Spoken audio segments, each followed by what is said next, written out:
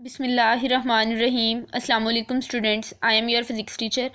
आज का lecture start करने से पहले एक अच्छी बात, नबी पाक सल्लल्लाहु अलैहि वसल्लम ने इरशाद फरमाया, हुस्न सलूक की सबसे ज़्यादा हकदार तुम्हारी माँ है। डियर स्टूडेंट्स, हम अपनी फ़िज़िक्स बुक में यूनिट नंबर 3 डायनामिक्स को डिस्कस कर रहे हैं और आज हम जिस टॉपिक को डिस्कस करेंगे वो है motion of two bodies attach to the ends of a string. दो बॉडीज़ के मोशन को डिस्कस करेंगे जो कि जुड़ी हुई हैं एक ही रस्सी के दो सिरों से, that passes over a frictionless pulley, जो एक फ्रिक्शनलेस पुली के ऊपर से गुजर रही है। वो रस्सी के साथ टू बॉडीज़ अटैच हैं और वो रस्सी एक फ्रिक्शनलेस पुली के ऊपर से गुजर रही है, such that one body moves vertically. इस तरह के एक बॉडी जो है वो वर्टिकली मीन्स कि नीचे की तरफ मूव कर रही है, and the other mass moves on a smooth horizontal surface, और दूसरी बॉडी जो है वो हॉरिजॉन्टल एक सरफेस मौजूद है और उस पर ऐसे हॉरिजॉन्टली मूव कर रही है।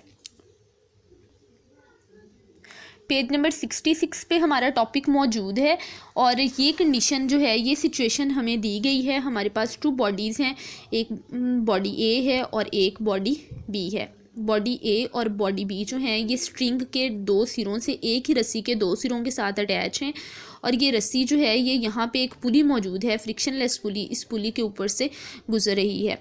अब बॉडी ए जो है वो नीचे की तरफ मूव कर रही है और बॉडी बी जो है ये इस हॉरिजॉन्टल सरफेस पे, इस टेबल पे हॉरिजॉन्टली मूव कर रही है। दोनों बॉडीज़ जो हैं वो मूव कर रही हैं। इस बॉडी का मोशन नीचे की तरफ है, मीन्स कि वो वर्टिकली मूव कर रही है, और इस बॉडी जो है इसका मोशन राइट साइड पे है और ये हॉरिजॉन्टल सरफेस पे पड़ी है। इसका मतलब है कि ये हॉरिजॉन्टली मूव कर रही है। बॉडी ए का मैस जो है वो m1 है और बॉडी बी का मैस जो है वो m2 है। अब बॉडी ए चूँकि नीचे की तरफ मूव करेगी, इसका मतलब है कि इसमें जो एक्सेलरेशन प्रोड्यूस होगी उसकी डायरेक्शन डाउनवर्ड है। बॉडी बी जो है चूँकि वो राइट साइड पे मूव कर रही है, इस वजह से इसकी मोशन की वजह से जो एक्सेलरेशन प्रोड्यूस होगी उस एक्सेलरेशन की डायरेक्शन टूवर्ड्स राइट है। अब बॉडी ए जो है, जाहिर है अगर इसका मैस है तो इसका वेट भी होगा, तो इसका वेट जो है वो नीचे की तरफ एक्ट कर रहा है। वेट हमेशा नीचे की तरफ एक्ट करता है, तो इसका वेट जो है वो हम लिख सकते हैं m1g, क्योंकि w is equal to mg होता है। तो चूँकि इसका मैस m1 है तो हम w is equal to m1g लिख सकते हैं। बॉडी बी का वेट जो है वो भी नीचे की तरफ डाउनवर्ड एक्ट करेगा, तो उसके वेट को हम लिख सकते हैं m2g। अब देखेंगे टेंशन, हमने एक्सेलरेशन की डायरेक्शन देख ली, वेट की देख ली, अब हम टेंशन की डायरेक्शन देखते हैं। तो बॉडी ए का वेट नीचे की तरफ है, तो इसके नीचे की तरफ जाने की वजह से ये जिस स्ट्रिंग के साथ अटैच है उस रस्सी में कुछ ना कुछ टेंशन प्रोड्यूस होगी, तो उस टेंशन की डायरेक्शन कहाँ होगी? अपवर्ड।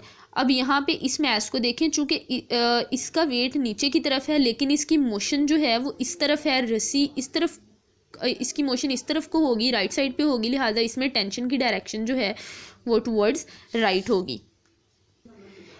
अपने इस केस में हम कैलकुलेट करेंगे एक्सेलरेशन और कैलकुलेट करेंगे टेंशन। तो एक्सेलरेशन या टेंशन कैलकुलेट करने से पहले हम दोनों बॉडीज़ पे नेट फोर्स जो एक्ट कर रही है वो कैलकुलेट करते हैं।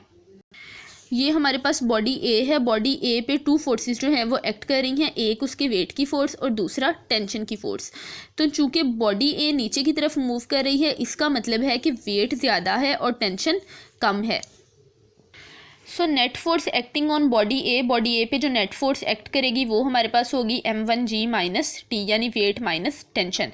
फोर्स को हम f लिखते हैं तो f is equal to m1g minus T. Force को हम न्यूटन के लॉ के अकॉर्डिंग एम ए लिखते हैं, तो चूँकि मैस ए की बात हो रही है, बॉडी ए की बात हो रही है जिसमें मैस को हमने m1 कहा है, तो इस वजह से हम फोर्स में m की जगह लिख देंगे m1a is equal to m1g minus T.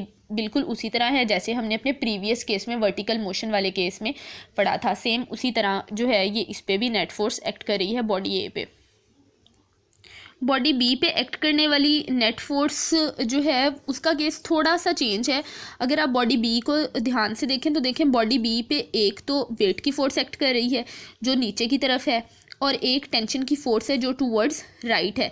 लेकिन जो बॉडी बी है, अब अगर ये इस पे पड़ी हुई है तो इसका मतलब है जितनी फ़ोर्स नीचे की तरफ लग रही है उतनी ही कोई ना कोई रिएक्शन फ़ोर्स ऊपर की तरफ भी लग रही है। तो इस वेट के इस मैस के, इस ऑब्जेक्ट के यहाँ पे पड़े होने की वजह ये है कि जितनी फोर्स नीचे की तरफ लग रही है, इसका मतलब है उतनी ही फोर्स ऊपर की तरफ लग रही है। तो अब इस पे फोर्स लग रही है वेट की, और एक रिएक्शन फोर्स, और तीसरी टेंशन फोर्स। तो इस बॉडी पे, बॉडी बी पे 3 फोर्सेस लग रही हैं, वेट, रिएक्शन और टेंशन। अब ये यहाँ पे पड़ी हुई है, नीचे की तरफ मूव नहीं कर रही, ना ऊपर की तरफ मूव कर रही। तो इसका मतलब है कि रिएक्शन फोर्स और वेट जो है ये एक दूसरे के इक्वल हैं, इसी वजह से ये यहाँ है। अगर इनमें से कोई ज़्यादा कम होती, अगर रिएक्शन ज़्यादा होती तो वो ऊपर की तरफ मूव करती, अगर वेट ज़्यादा होता तो नीचे की तरफ मूव करती, लेकिन ऐसा नहीं है, बल्कि वो राइट साइड मूव कर रही है। इसका मतलब है कि रिएक्शन फोर्स और वेट ये दोनों एक दूसरे के इक्वल हैं, लेकिन इनकी डायरेक्शन ऑपोजिट है, ये एक दूसरे को कैंसिल कर देंगे। सो हम लिखेंगे net force acting on body B. Body B पे जो नेट फोर्स एक्ट कर रही है वो है m2g माइनस r यानी रिएक्शन फोर्स, वेट की फोर्स, और प्लस t यानी टेंशन की फोर्स। वेट और रिएक्शन फोर्स दोनों एक दूसरे के इक्वल है, सो दोनों एक दूसरे को कैंसिल कर देंगे। इक्वल है लेकिन अपोजिट डायरेक्शन में है, एक दूसरे को कैंसिल कर देंगे, सिर्फ टी हमारे पास रह जाएगा। तो F is equal to T, F की जगह हम लिखेंगे m2a is equal to T. ये हमारे पास बन गई इक्वेशन 2। तो बेटा पेज नंबर 66 पे हमारा टॉपिक जो है वो मौजूद है। आपने इस टॉपिक को यहाँ तक लर्न करना है, ये इसकी डायग्राम भी है, इसकी भी आपने प्रैक्टिस कर लेनी है। थैंक यू, अल्लाह हाफिज़।